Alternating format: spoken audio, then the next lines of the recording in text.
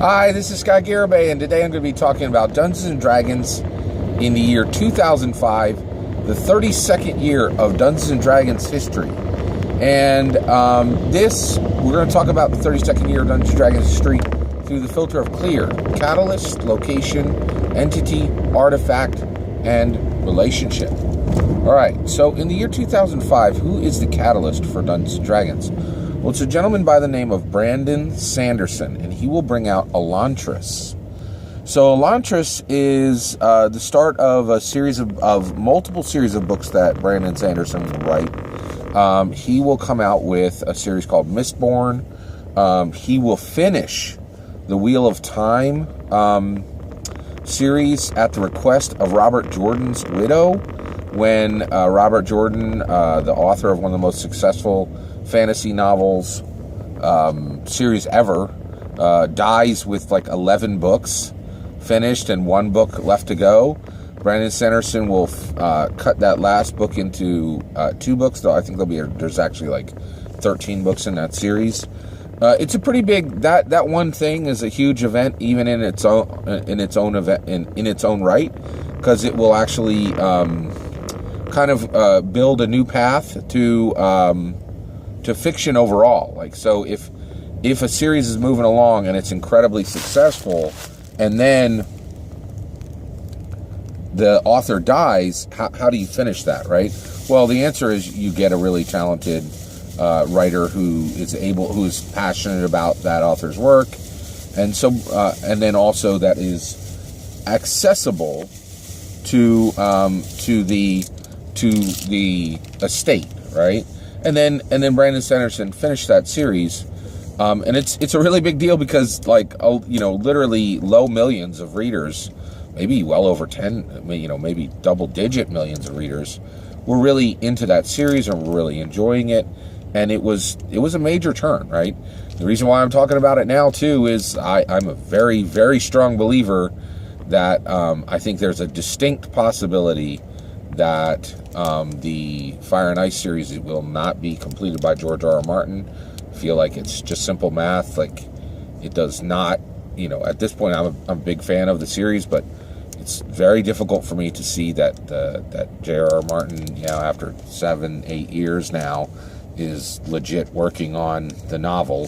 And so there's a really good chance that someone else will be finishing that series, particularly considering that the current novel is not even slated to be the last. So, George R.R. Martin, on his current, trending on how long it takes to write a novel, it would take, it would be another 7, 8, 10, 15 years after this one is delivered, and there isn't even a date for the delivery of this one.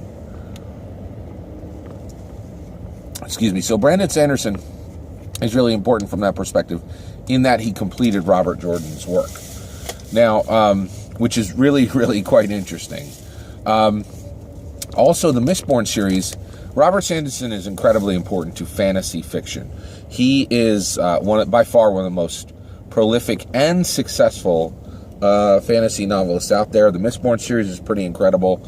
And it really does have a lot to do with Dungeons & Dragons, because Dungeons & Dragons has a hard magic system, right? So Dungeons & Dragons magic system is impacted, it is influenced by Vancian magic, right? So Vancian magic is a wizard memorizes a spell, a wizard casts a spell, the spell is now erased from their mind and has to be refreshed from reading a spell book. The spell book is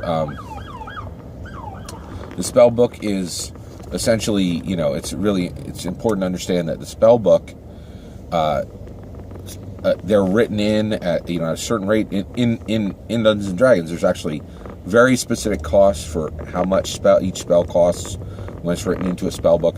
So there's a really hard magic system, right? Verbal, semantic, and then there's different ways. Is it cast verbally? Is it cast somatically? Does it require both? There's a lot of rules to magic. Well, Brandon Sanderson comes along, and he brings forward another within the Mistborn series. He brings forward another hard magic system, right?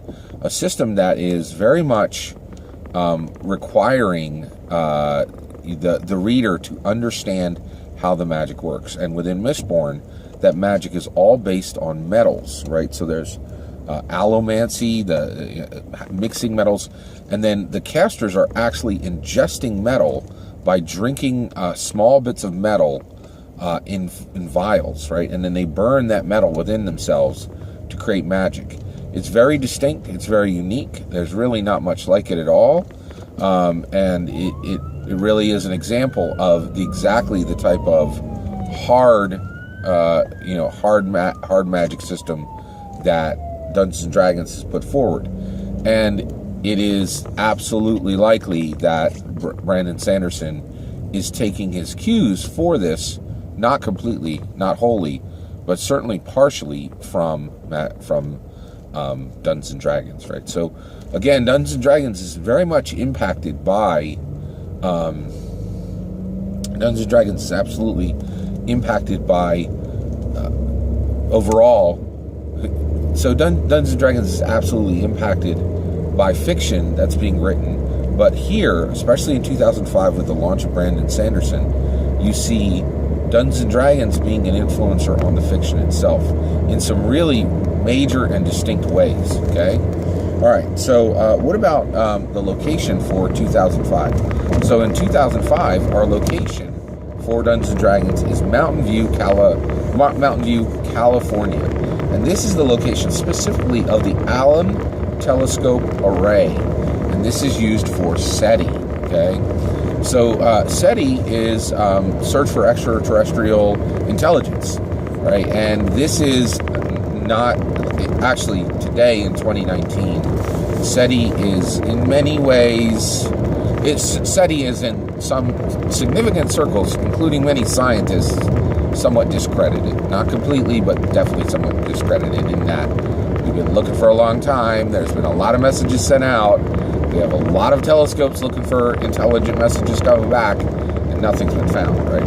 But in 2005, and actually even in 2005, there were rumblings that maybe SETI isn't worth our time, right?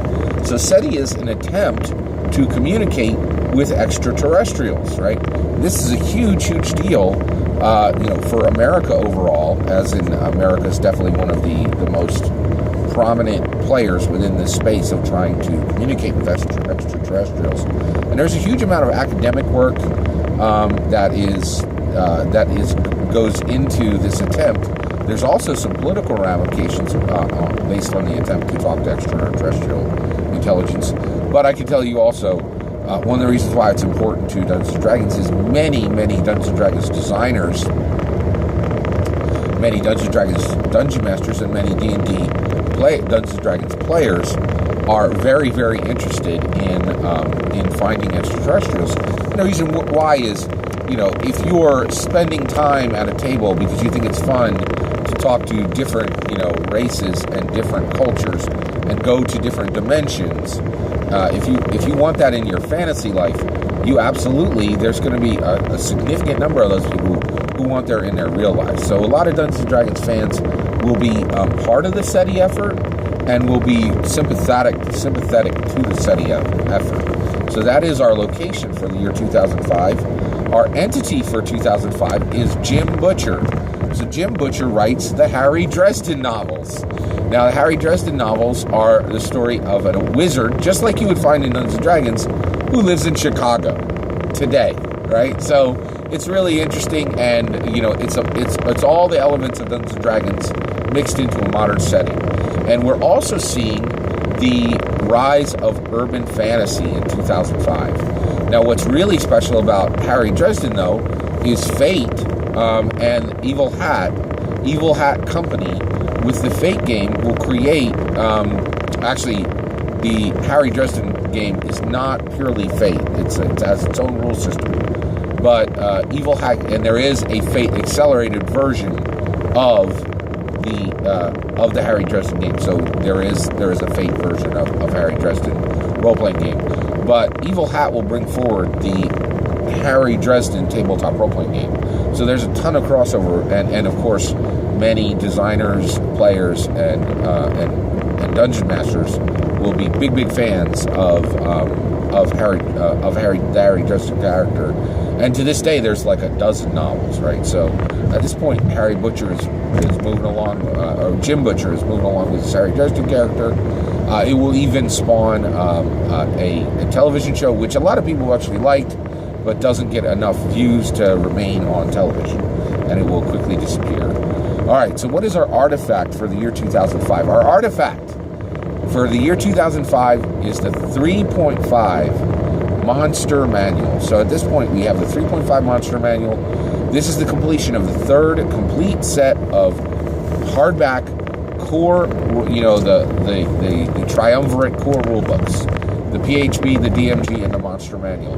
And in the Monster Manual, one of the things that you'll see is the Monster Manual will be beautifully crafted, and for the first time, you will see absolutely top-notch, full-color art on every piece.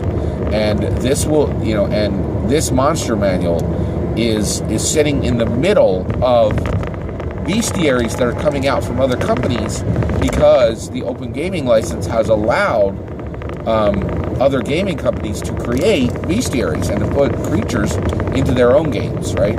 So Wizards of the Coast, with their own Monster Manual, with their own Dungeons & Dragons Monster Manual, delivers a powerful, incredibly well constructed, well-balanced, beautiful art throughout, just a masterful Monster Manual, and in my opinion, it was the best Monster Manual to date, and it did the best job of delivering it. And at this point, we also see the completion of the third iteration of the core rule books, declaring what Dungeons & Dragons is. High complexity, right? High crunch, and a very skillfully mastered set of components aimed at low to high fantasy, so that players and dungeon masters can create stories together. Excuse me. So so the Monster Manual comes out, 3.5 is there, and people are just absolutely loving 3.5. And 3.5 is selling well. It's doing good, right? And there was absolutely, in the late 90s, a fright on what would happen to Dungeons & Dragons. So Dungeons & Dragons TSR was sold to Wizards of the Coast because of a scare. Dungeons & Dragons, when it was sold to Wizards of the Coast, it was not doing well. There were rumblings of people not getting paid, of the money being, not being managed as well as it could be in TSR. And the sale to Wizards of the Coast sweeps all that away, and Wizards of the Coast says, we have enough money to keep this stable, and we're going to make sure that Dungeons & Dragons is stable.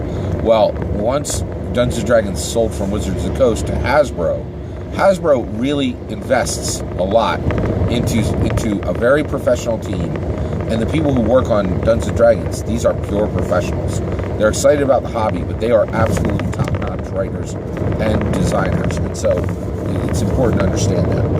So what is the relationship in 2005 for Dungeons & Dragons?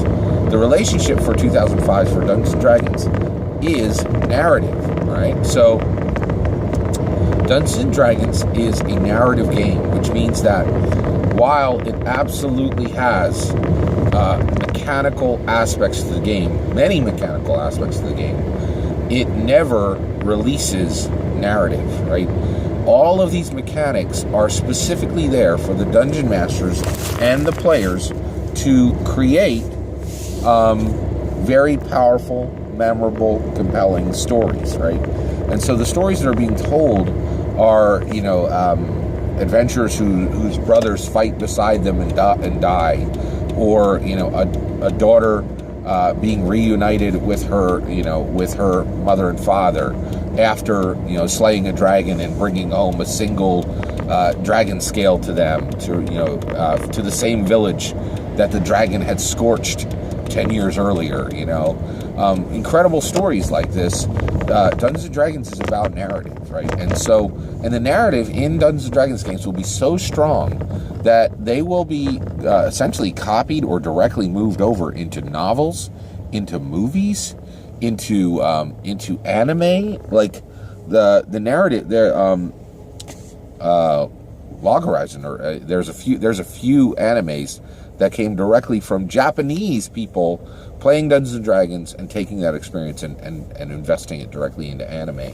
So there are a few formats there are a few media for art that are not carrying narratives that were told by Dungeons and Dragons. The other thing is, it's a completely new way of telling a narrative, right? Dungeons and Dragons really does something that had never, ever been done before, okay? So you have novels. Writer sits down and writes their story, okay? Then you had collaborative efforts in novel writing. You had multiple authors saying, you write a chapter, I'll write a chapter. Let's talk about it together and we'll write it all together, right? So multiple author novels are not new. But what is new, right, is a game master gathering together players and then starting that story, right? And the players saying, I want this story to go in this direction, and then the dungeon master saying, I want it to go in this direction, and then the dice saying it's going to go this direction, right? So narratives that are controlled by a kind of an authoritative figure, a narrative that is told by an authoritative figure with input from less authoritative figures, right? DM and player, and then a physical object of randomness impacting that story, and out on the other side comes the type of narrative that has never, ever existed in the history of mankind. And it's being iterated thousands of times, right? So that's another thing that Dungeons & Dragons does, is you have people who are trying to tell amazing stories who fail because maybe their players are bad, or the DM is not as good a storyteller as they think they are, or the dice snatches that story away, and at the table they're saying, we are going to make sure that the dice actually matter, right?